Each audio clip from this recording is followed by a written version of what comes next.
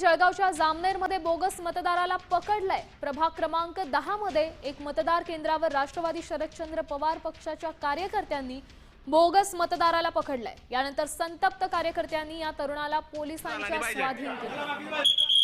बाहेर काढा सगळे बाहेर काढा। इकडे घे। संदर्भात अधिकची माहिती देत आहेत आपले प्रतिनिधी संजय महाजन। संजय, काय सांगाल सध्या बोगस मतदानावरून जामनेरमध्ये राडा झाला, या राड्यासंदर्भात अधिकची काय माहिती?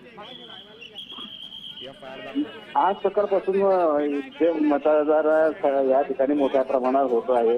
त्यामुळे आज एका बूथवरती एक बोगस मतदान आल्याचा एका जणाने आरोप केला। त्यानंतर त्याचं कार्ड तपासण्यात आलं तर तो नाव वेगळं आणि व्यक्ती वेगळा असं या ठिकाणी त्यामुळे पोलिसांना लगेच बोलवून त्याचे ताब्यात देण्यात आले।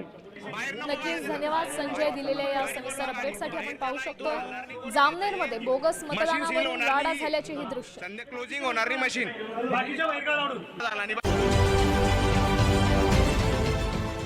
देश विदेशातील प्रत्येक घडामोडींचे लाईव्ह अपडेट मिळवण्यासाठी आता साम टीव्हीच्या सर्व सोशल मीडिया प्लॅटफॉर्मला लाईक, फॉलो आणि सबस्क्राईब करा।